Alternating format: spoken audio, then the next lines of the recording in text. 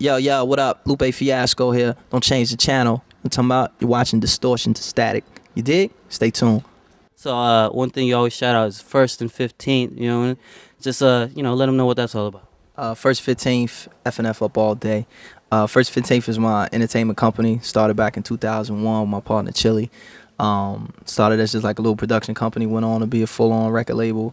Now we do publishing, FNF Studios. Got a roster of artists: Jim Stone, Sarah Green, Matthew Santos, and myself, and a producer soundtrack. Trying to make it happen. Yeah.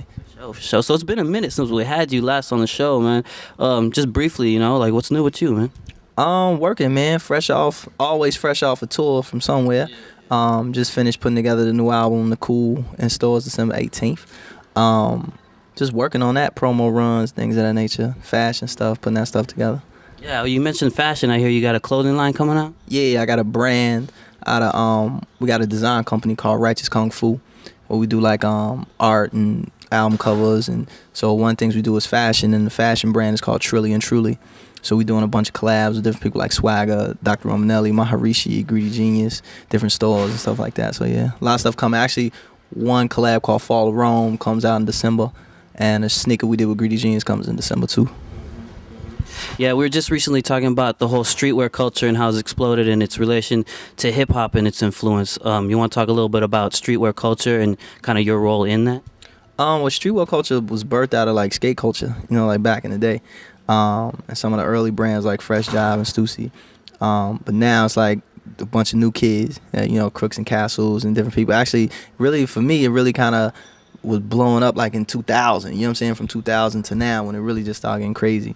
And for me, I just became like I don't want to say ambassador, you know what I'm saying, but I kind of found myself in the faces of the owners of the companies and some of the leaders of the culture, from like Hiroshi Fujiwara to Keith Huffnagel to just different people, Russ from SSUR, and actually people run Crooks and Castles, different places. So I kind of knew everybody from somewhere or another, meeting, bumping into them. I just became the guy for some reason in music that really understood it, that really knew it, that really researched it, really understand it, really knew who the big players was, and could articulate it, and I guess I became the bridge, in hip hop. Okay.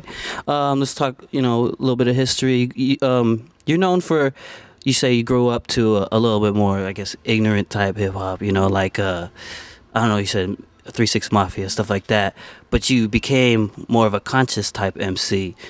How did that happen? I don't want to say conscious. Everybody's conscious. I think became more of a positive MC.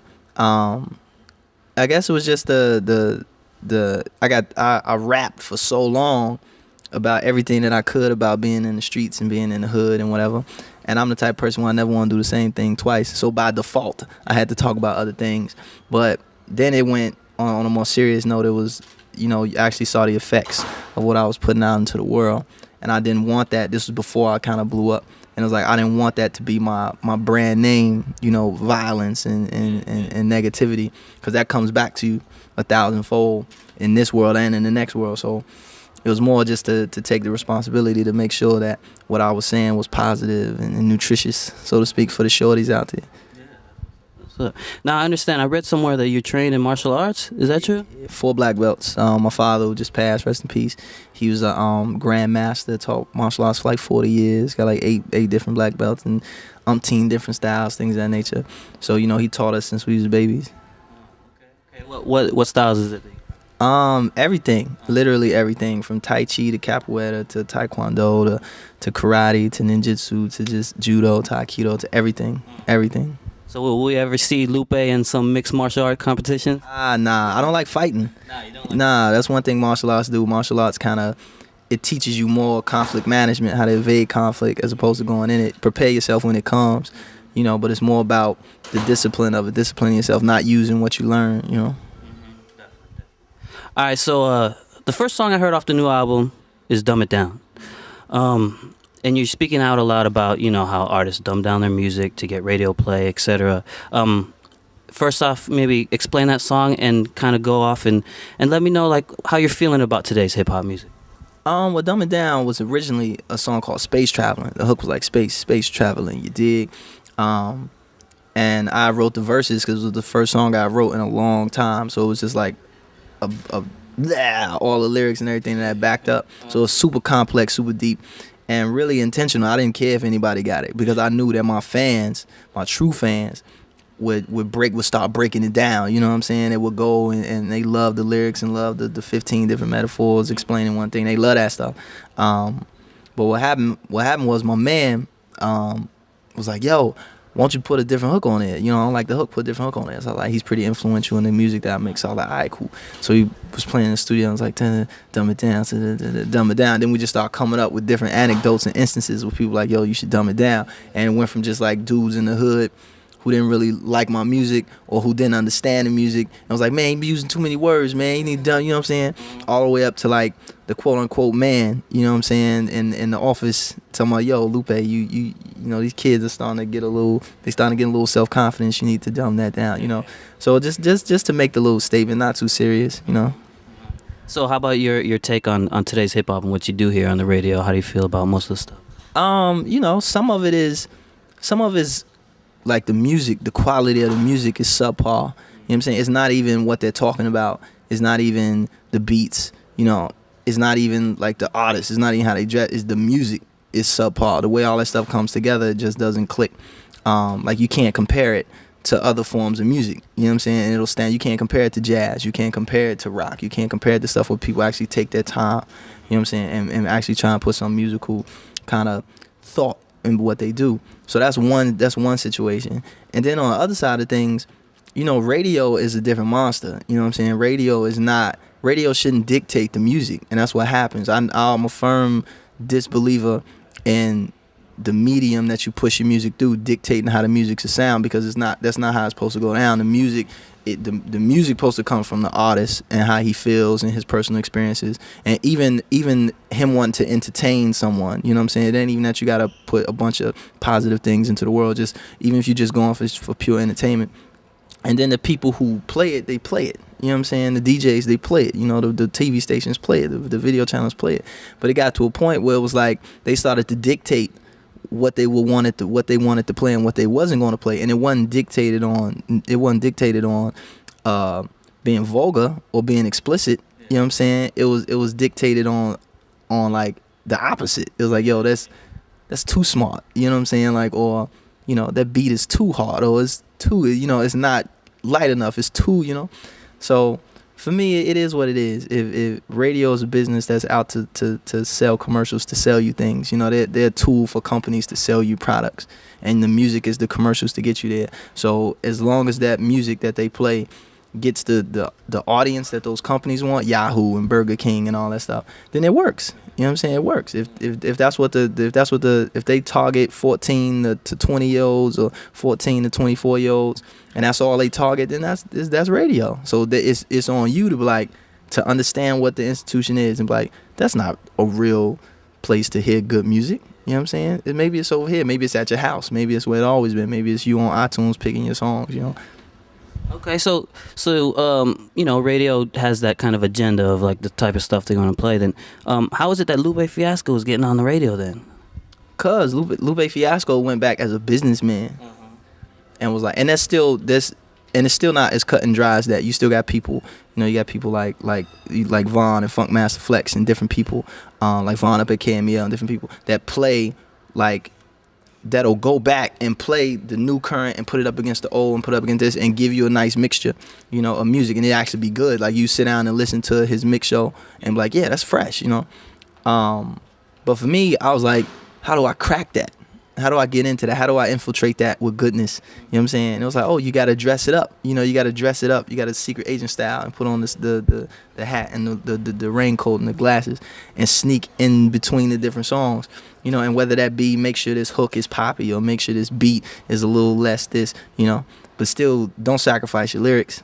You know what I'm saying? But just dress it in fashion is I find it like very exciting and a challenge to be like, how can I take this concept, this weird ass concept, dress it up and make it work for the masses or make it work for radio without them even knowing it, and it be working. I'm not mad at it at all, man. You mentioned my man Vaughn. You were on the radio. Is Lupe after a liquor sponsorship or what? Patron, the anti Patron. Yeah, I'll take an anti Patron deal. You know what I'm saying? I'll take that. Now, honestly, I'm a staunch kind of like I won't perform at venues where it's sponsored by alcohol. I can't escape, you know, if we perform in the club and they serving alcohol there. But if it's like an alcohol sponsored tour and things of that nature, I won't do it. And like Bud Light tours and things of that nature, I don't do it because I firmly disbelieve alcohol just from being Muslim. But then seeing what alcohol has done in my community, it's not alcohol is whack. You know what I'm saying? Like outside of crack and different things like that, the next thing you gonna hit is alcohol. You know, and to me, I just don't rock with it. But you know, I'll make fun of it. I'll write songs about it. Yeah. What's up? All right, let's talk about the new album, man. Features, production. What you got going on with that? The bulk of the album is my man Soundtrack. Same kid who did Kick Push on production. He did like 10 records. He did the single Superstar. I got Snoop Dogg on there, Patrick Stump from Fall Out Boy. My people, I did an intro on the first album. And people was like, yo, won't you rap over the intro? The beat was raw. So those producers who did the intro came and did like 3 records called, they named Christian Drop. I got the first 15th crew, Jim Stone, Sarah Green, Matthew Santos. And basically the album picks up from a song on the first album called The Cool, which was produced by Kanye, which is about this hustler who get killed, come back to life, dig himself out of his grave, goes back to his old neighborhood, gets robbed by these 2 kids who coincidentally rob him with the same gun he got killed with. They ask him a question. They're like, yo, are you scared? And he says, hustler for death, no heaven for a gangster. And the song cuts off. So what I did was on this album, I took that storyline very lightly, very subtly, and expanded it. You know what I'm saying? Dressed up the album with it. Introduced 2 new characters. A character called The Streets, a character called The Game, which I like the physical, walking, talking. If the streets, when people say, you know, they run in the streets, you know, they out there in the streets, what does the streets look like? The streets is calling me. What does that look like? And same thing with the game. You know what I'm saying? What is the quote unquote game, the pimp game, the hustle game? Did it for the game, whatever. So I brought those characters to life, kind of put them in this little storyline. But I made it real light, you know what I'm saying? I only did it on like 4 or 5 songs, you know, and there's 19 records on the album. So it's like the rest of the album is more about like honestly stuff that I think is cool. You know what I'm saying? Like I think Paris and Tokyo are cool. So I did a song called Paris, Tokyo, you know. I think the rappers in Houston are the coolest rappers, like just personable, you know, humble dudes. So I did a song about a rapper in Houston, you know what I'm saying? And that was kind of the format for it. Talked about current events, thing that went on, the controversy, the scandal, everything else. So, you know, it's a pretty colorful, heavy album. Definitely looking forward to it, man. So if people want to know what's up with Lupe and how we can keep up to date and what's going on with you, how can they do that? MySpace.com/Lupe Fiasco. LupeFiasco.com.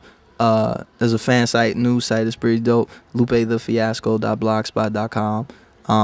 You know, hit me up. I'm out there. Come check me out at a show. You dig? Do that. You won't be disappointed. All right. Other than your websites, what are the websites that you constantly go to? News.bbc.co.uk. It's the BBC News junk online. I check that religiously.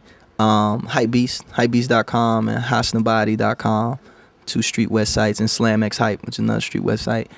I try to stay off the hip hop blogs and junks like that, but always OK Player. And is that it? Is that all I check on the internet? Yeah, that's about it.